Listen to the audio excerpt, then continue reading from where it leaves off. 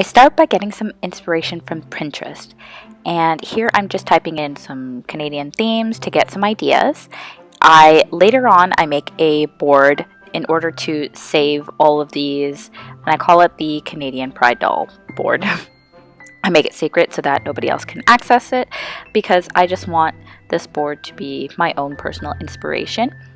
And as you can see, I am just adding a bunch of different themes like Inuit culture, the olden days of Canadian culture, and something that really interested me and stood out was Anne of Green Gables.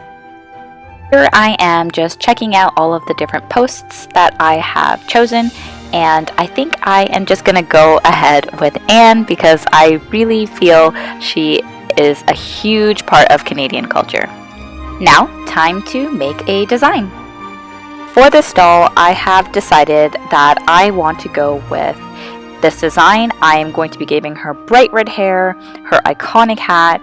I'm going to be going with a braided hairstyle with a part in the middle and bangs to make her look a bit different. She's going to have a green dress and a blue apron, as well as a few flowers on her hat. Her hat will be made out of twine, and lastly, I am planning on using the design on the right hand side. She's got a bit of a buck teeth kind of vibe, so I'm going to be using that.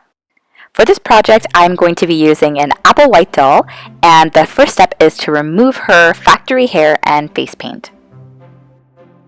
As you can see, I have trimmed her hair very short, and I'm planning on using some hot water to get her head off. Be very, very careful with this step because this can be extremely dangerous, so maybe get an adult to help you.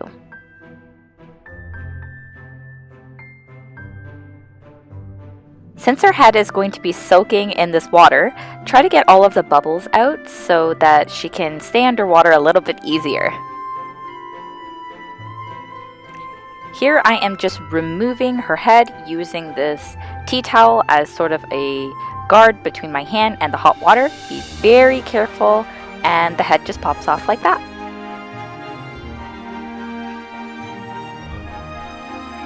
Next, I'll be using my needle nose pliers and some different shaped tweezers in order to get the hair out of her skull. I just scrape against the plugs in order to remove the hair, and as you can see, it comes out like a dream. Be very careful at the heavily rooted areas like the part because they are pretty delicate.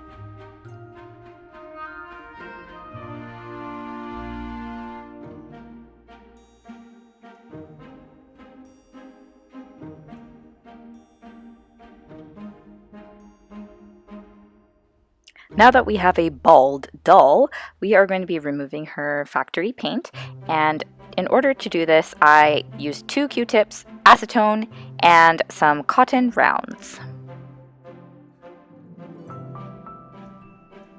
Soak the tip of the Q-tip in acetone and quickly close it up because acetone evaporates very quickly. I press against the doll's eye, and then I use a scooping motion in order to remove as much paint as possible.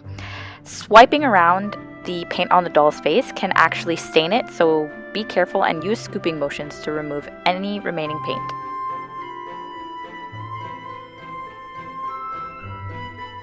To remove the lips, I give the face a good squish and get right in there with my Q-tip.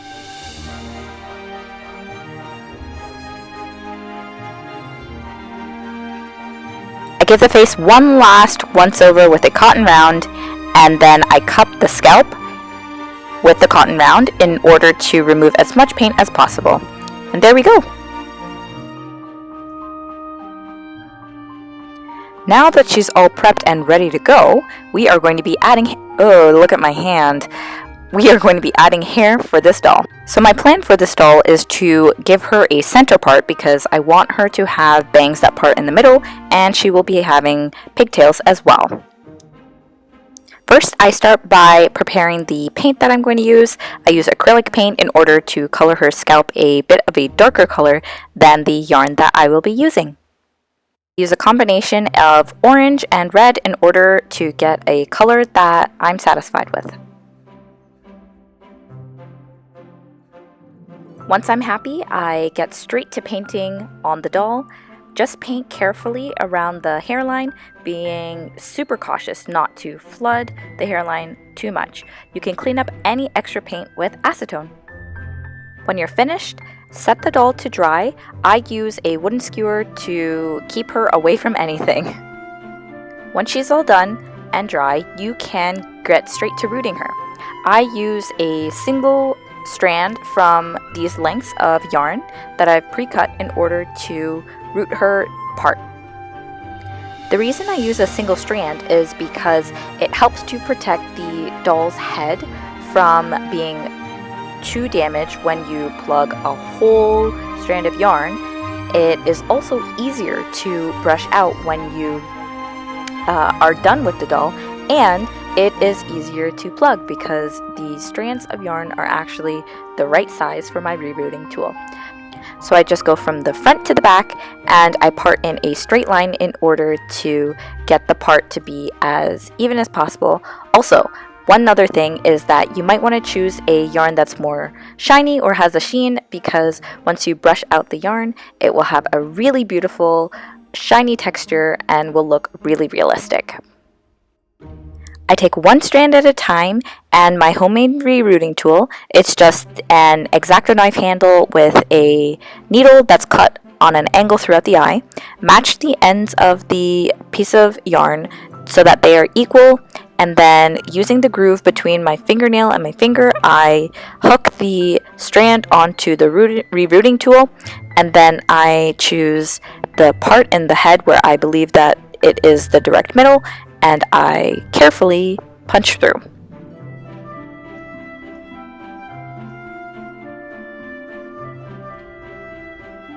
After that, I separate the two pieces of yarn to avoid confusion while creating the part.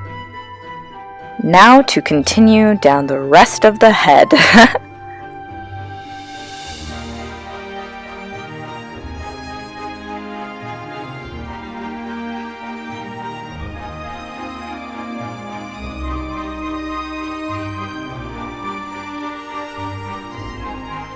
And this is what it looks like when I am completely done.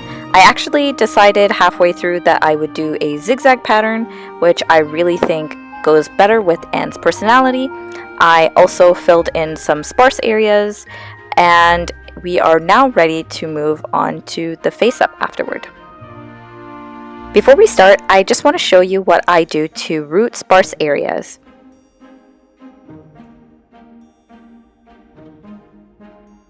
Just grab half a piece of yarn, just one strand. Position the end of the yarn the same as if you were rerooting normally. It's a bit hard to see, I'm so sorry. But carefully tuck it between your fingernail and your other fingers. Hook the rerooting tool onto the yarn and twist to prevent the yarn from slipping off the tool. Then choose an area that you think is a bit sparse.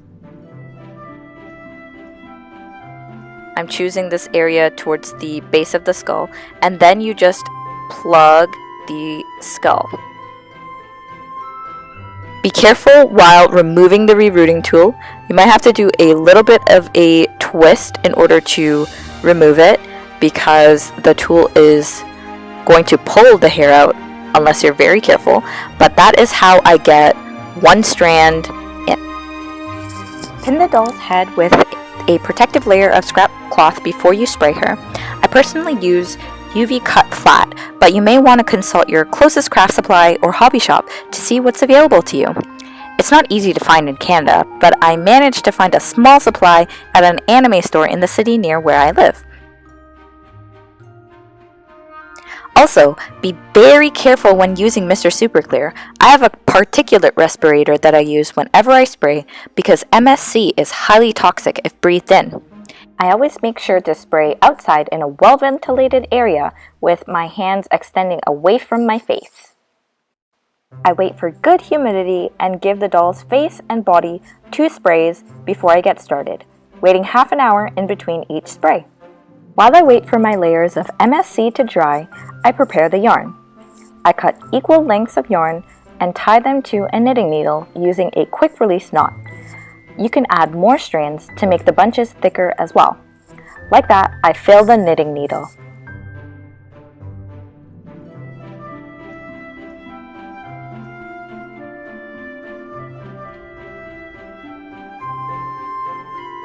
When you have an amount that you think will be enough, be sure to use protection before brushing out the hairs. Since yarn fibers are bigger than Mr. Super Clear particles, I wear a simple mask. Separate a small section and make sure they are tightly secured to the knitting needle. Using my pet brush, I gently brush the yarn out starting at the ends to avoid forming too many knots. Be patient while brushing to conserve as much yarn as possible, and periodically fit the needle over to make sure that the yarn is thoroughly brushed out.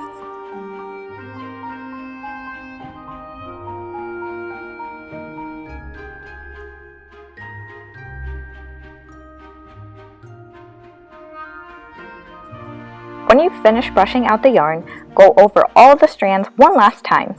Once there are no more big clumps, the hair is ready to be flat ironed.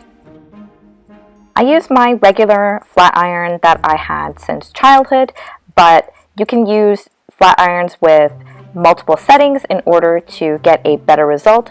I just tend to try to be really patient with my flat ironing.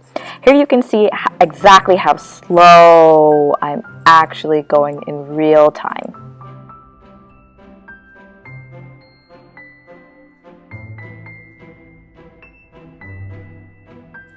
And just like that, I've got a pretty shiny, luscious looking strand that I can glue directly to my doll's head. Back to the doll. I start off by blushing the doll's body with soft pastels at the areas where the circulation is higher, such as the joints, as well as in areas where I think the sculpting of the doll can be brought out a bit more. I build up the colors until I am happy with the result. It all makes the doll look a little bit more realistic.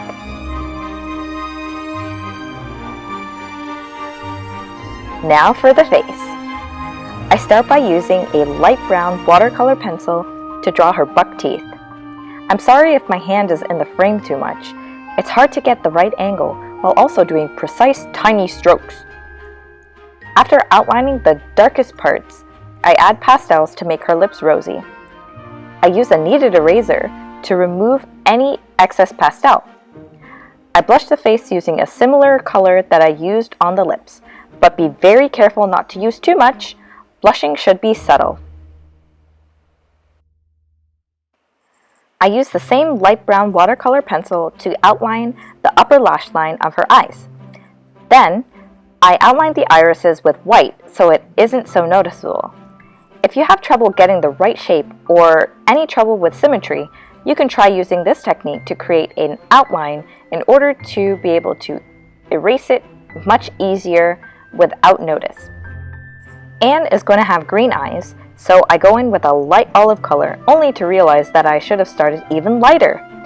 I work from lightest to darkest while shading and adding details. I also change Anne's gaze to the left to give her a more curious expression.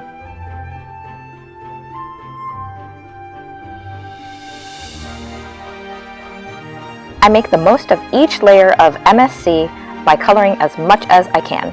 When I can't deposit any more color, I add another layer. I also add a layer if I want to preserve the work I have already done before going to the next step. I flip the doll in all directions to get a better look at the symmetry. I use a short flat brush to help apply soft pastels for the eyebrows. Using my kneaded eraser, I carve out the eyebrow shape that I want. With each layer, I add more details. I leave details that I want to be subtle, like the eyelashes, for the later layers, while I bulk up the more vibrant areas early on. Once I finish blushing the body, I sign the doll somewhere on the back or on the thigh in a visible color.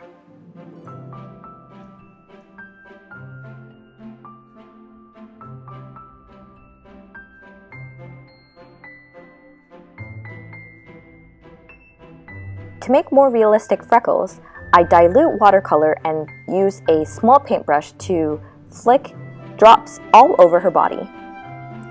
Here is what they look like.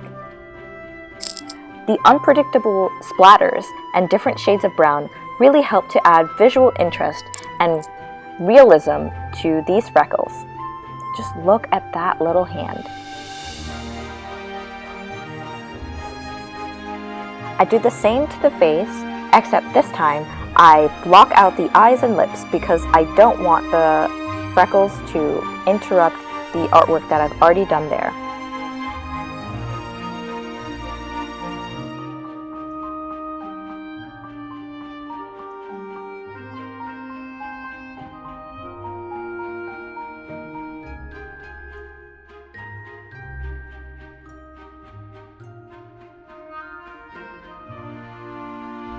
This is what her face looks like after I've darkened up all of my details, and here is her face with highlights. Now that her face is done, she is ready for hair. Okay guys, here's my strategy. So I've rooted the part to make it more real, and I'm going to be gluing around the edges of the hair to create the hairline. I glue the hair directly to the doll's scalp without making wefts because I just find that it's easier for me and faster, since I don't plan to make any wigs for this doll. I make sure that the bunch is saturated with glue because I don't want the strands coming out when I brush the hair later.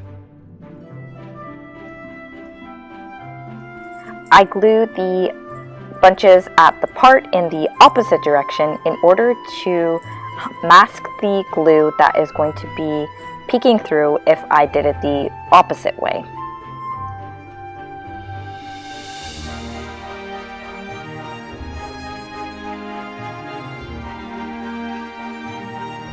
I essentially go around in a circle on both sides, and this is what it looks like. I basically continue going around in a circle, filling in the edges but leaving space at the very front for the bangs because I want to glue those in a completely different direction. Moving right along to her outfit. I make a horizontal mark around the torso just under the bust. This is the division between the bodice and the skirt. I keep the arms off the doll because it's easier to cut the pattern this way. Next, I draw a line for the collar of the bodice and add a seam at the side. The seam divides the front of the bodice from the back at the shoulders and at either side. The next step is to transfer the masking tape pattern to a piece of paper so that I can clean it up. For this, I use my X-Acto blade and cut along the lines I drew. Be very careful during this stage.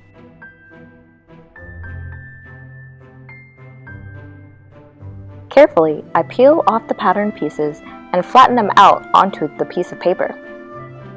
I make sure to label the pieces so that I remember how to put them back together again. I find that I don't really understand sewing instructions, so I made my own system. A simple BR for back right. Super elegant.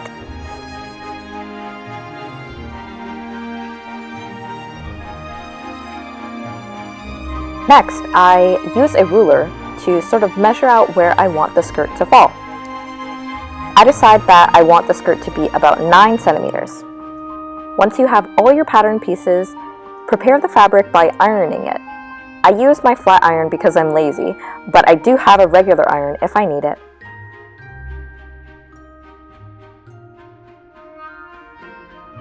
I cut out all of the pattern pieces and leave the pattern with the fabric to remind me what is what. The apron has the same pattern as the regular dress, except it has a frill instead of a sleeve. As well, the main pattern pieces, such as the front and the backs, are larger in order to accommodate for the dress, as well as the skirt being slightly shorter in order for the dress to peek out underneath. Here I have sewn the bodice together, and here is the bodice of the dress sewn together. This is optional, but I like to sew a different colored cuff onto the sleeve in order to increase visual interest. Sew all the way down the sleeve and all the way down the side seams with the fabric facing the right sides together. And here's what the bodice looks like. It's ready for the collars. To make the collar, place the pattern piece on a folded edge and duplicate it. So you have 2 kidney bean shapes. Duplicate that so you have 4 kidney bean shapes. Then you are going to place the shapes together and sew on the outside the convex edge, leaving the concave edge. The concave edge goes directly on the neckline of the bodice. Once you finish sewing the shapes together, turn them inside out so that the seams are all gone. When you are finished, you should have 2 kidney bean shapes that look like this. Sew the collar to the neckline with the collar on the inside of the bodice. Later, we'll iron it so that it lays flat and makes a bit more sense. Here I am just fitting the bodice to the doll to make sure that it fits. Always check as often as you can because the last thing you want is to make a whole garment only for it to not fit the doll. I also make sure that the skirt will cover Anne's knees. After redoing the apron bodice, because of course I made it too small, I cut a small hole on the side with the intention of making a buttonhole. Use a shiny thread to hide the raw edges. Then attach the skirt to the bodice. Here I've pinned the skirt in such a way that I have 2 pleats at the front and I have rolled over the excess at either side because I want the skirt to end at the same edge as the bodice. Here is a clip of me just enjoying my sewing machine. I am so happy that I have a sewing machine. It makes things so much faster and easier. I still recommend learning to sew by hand first because I was able to transfer the principles I know. But anyway, now I've got to sew a button and the apron will be finished. Here I'm just sewing some invisible stitches because the collar really does not want to lay flat. I call them invisible, but they're really just tiny stitches that are kind of unnoticeable. Then I bring out my flat iron, my trusty flat iron one more time to hopefully get the collar to lay flat at last. The last step is to add a fastener to the back, such as Velcro or a button. To make this hat, I started off with an old glue bottle. I used cardstock in order to make the shape of the glue bottle, and then I glued the string around the cardstock in order to create the texture that I wanted. I'm actually using super glue here, so be really careful because I can't tell you how many times I glued my fingers together. I basically just follow along and using my little cardstock pattern, I glue all the way around the top and the bottom. Then I paint the hat using my own special concoction. I sort of mix colors until I'm satisfied, adding water to make it a little less viscous because I want the paint to be able to spread pretty easily throughout the fibers. Remember that the string is really thick, so you actually have to saturate it with the color in order for it not to show up white.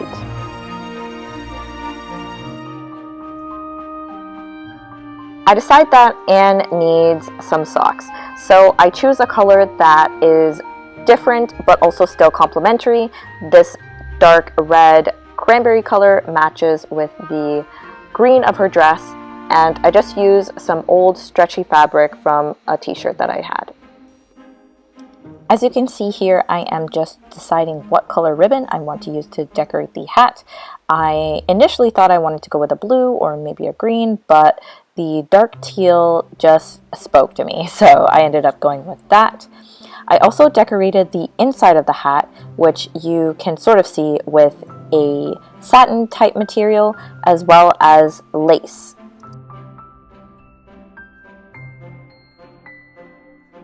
So here we have Anne, and I'm just laying out all of her clothes, her hat. I did end up making her a pair of leather boots, but I used a tutorial from the watercolors here on YouTube, so I don't feel comfortable showing how I made those. So we're just gonna play the best game, which is dress up with all of the clothes that you've made.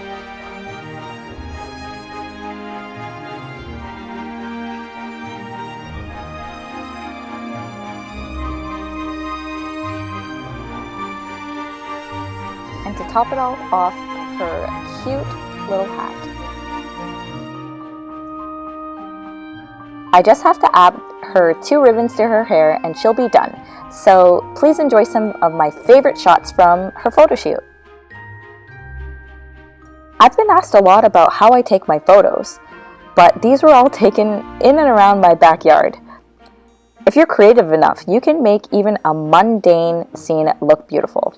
For example, this photo is just in a bunch of wildflowers, and so is this one. That's it for now. Check out my Instagram where I have plenty more photos. And that's it. Anne is complete. I will be taking plenty of photos with this doll for sure. I am so proud of the way that she turned out. I think she represents Canada amazingly, and I am just happy with everything about this doll. I hope you like her too, and I'll see you next time. Bye! Thanks for watching!